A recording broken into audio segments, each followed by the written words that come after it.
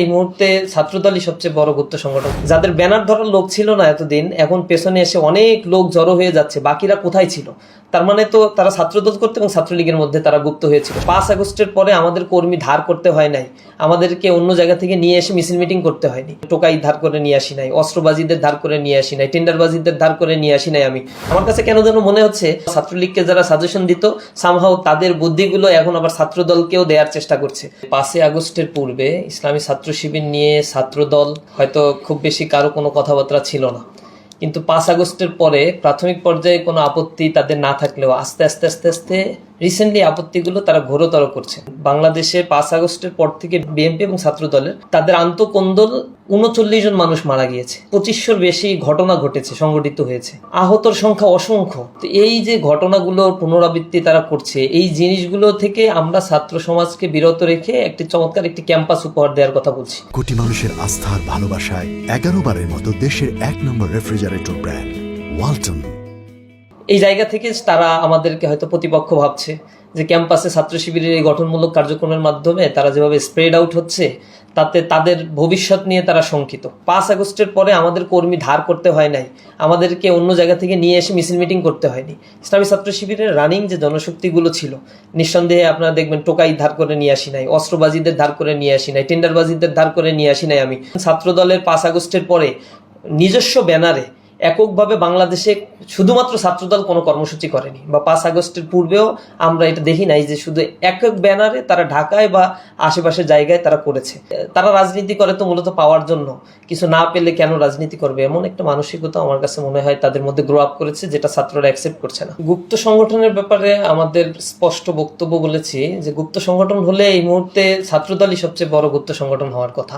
আপনি ফেসবুক তো আমাদের ওপেন আছে, ওয়েবসাইট ওপেন আছে, আমাদের কার্যক্রমের প্রত্যেকটা ব্রাঞ্চে ব্রাঞ্চে আলাদা আলাদা ফেসবুকের টিম কাজ করেছে। আমরা তখন মিডিয়াকে আহ্বান জানিয়েছি, আমাদের ওপেন প্রোগ্রামগুলোতে তারা এসেছে, তো সেই ফুটেজগুলো সবই রয়েছে। তারা যদি চোখ বন্ধ করে ঘুমায় তাহলে আমাদের তো কিছু করার নাই। তো মানে চোখ জেগে জেগে ঘুমের ভান করার মতো একটা মানসিকতা তাদের মধ্যে আমরা লক্ষ্য করছি। জাহাঙ্গীরনগর বিশ্ববিদ্যালয় এবং ঢাকা বিশ্ববিদ্যালয় তাদের যে কমিটি দিয়েছে, সেই কমিটির মধ্যে দেখবেন ঢাকা বিশ্ববিদ্যালয়ে 29 জনের সাথে ছাত্রলীগের সম্পৃক্ততা পাওয়া গিয়েছে এবং নিশ্চিত হয়ে তারা 5 জনকে বাদ দিয়েছে। জাহাঙ্গীরনগরে যে কমিটি দিয়েছে সেখানে 13-14 জনকে তারা এরকমভাবে আইডেন্টিফাই করেছে ছাত্রলীগের সাথে জড়িত। তাহলে গুপ্ত সংগঠন আসলে কারা? যাদের ব্যানার ধরার লোক ছিল না এতদিন, এখন পেছনে এসে অনেক লোক জড়ো হয়ে যাচ্ছে। বাকিরা কোথায় ছিল? তার মানে তো তারা ছাত্রদল করতে এবং ছাত্রলীগের মধ্যে তারা গুপ্ত হয়েছিল, সংখ্যাটা অনেক বেশি। আর ছাত্র শিবিরকে গুপ্ত সংগঠন যখন বলে, তখন তাদের কাছে জানতে চাইলে উদাহরণ কি, ওই একটা মুখস্থ করে আসে তারা, সেটা হচ্ছে ঢাকা বিশ্ববিদ্যালয় ফরহাদের কথা। কিন্তু ফরহাদ অলরেডি জাস্টিফাই করে দিয়েছে যে এই ফরহাদ কোন ধরনের কার্যক্রমের সাথে জড়িত ছিল। মিডিয়া এসে ওপেন চ্যালেঞ্জ দিয়েছে ছাত্রলীগের কোন কার্যক্রমের সাথে জড়িত ছিল তার একটা ছবি প্রকাশ করার জন্য, কিন্তু তারা এইটা পারে নাই, এই চ্যালেঞ্জ নেওয়ার সৎসাহস তাদের নাই। কিন্তু তাদের ক্ষেত্রে আমরা প্রতিটা জায়গায় আমরা এটা দেখছি। এখন তাদের মতো করে যদি আমাদের চিন্তা করে যে তাদের স্ট্রাকচার আর ছাত্র শিবিরের স্ট্রাকচার একই হতে হবে, একইভাবে 500-700 জনের একটা কমিটি প্রকাশ করতে হবে, এটা আমাদের স্ট্র্যাটেজির মধ্যেই নাই। আমরা এভাবে কাজহীন কোনো কমিটিতে লোক বাড়িয়ে চোখ ধাঁধানো কোনো কাজে আমরা কখনোই বিশ্বাস করি। কুয়েটের সংঘর্ষ তো প্রকাশ্য হয়ে গিয়েছে, এটা তো ছাত্রদল হামলা প্রথমে চালিয়েছে। 5 আগস্টের পরবর্তীতে কুয়েট প্রশাসন ফরমালি ছাত্র রাজনীতি নিষিদ্ধ ঘোষণা করে।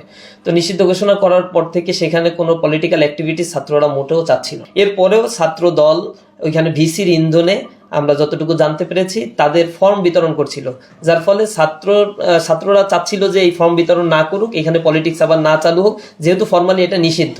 তখন ছাত্রদের পক্ষ থেকে প্রতিবাদের পরিপ্রেক্ষিতে বাইরে থেকে যুব দলের নেতাকর্মীরা এসে বা ওইখানে স্থানীয় কিছু লোকজন বা টোকাইদেরকে জড়ো করে দেশীয় অস্ত্রশস্ত্র নিয়ে ছাত্রদের উপরে হামলা করে এবং প্রচন্ড রকমের রক্তাক্ত করে। প্রায় 150-র মতো ছাত্র এখানে আহত হয়েছে।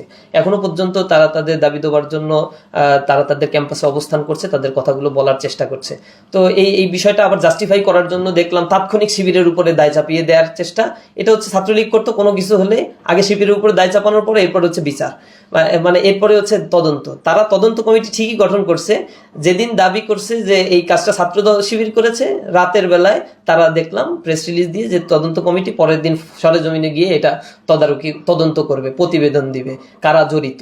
তো তদন্ত কমিটি হওয়ার আগে মিছিল মিটিং করে একচেটিয়া ছাত্র শিবিরের উপর দায় চাপিয়ে দিল।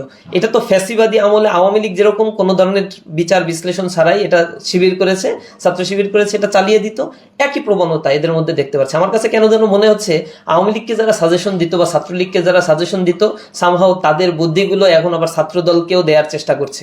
তো আমরা তাদেরকে প্রতিপক্ষ মনে করি না, আমরা মনে করি এই কালচার থেকে বের হয়ে আসলে একটি সুস্থ সুন্দর কালচার আমরা প্রমোট করতে পারবো ক্যাম্পাসে, ছাত্ররা এটাকে অ্যাকসেপ্ট করবে। সুন্দর একটি দেশ গঠনের জন্য ছাত্রদের ভূমিকাই অনস্বীকার্য। আমাদের আচরণের কারণে ক্যাম্পাসগুলোতে রাজনীতি নিষিদ্ধ যদি হয়, এর দায় দায়িত্ব সম্পূর্ণ ছাত্র সংগঠনকেই বহন করতে হবে। সুতরাং আমাদের এমন কোনো আচরণ আমরা কখনোই কামনা করি না।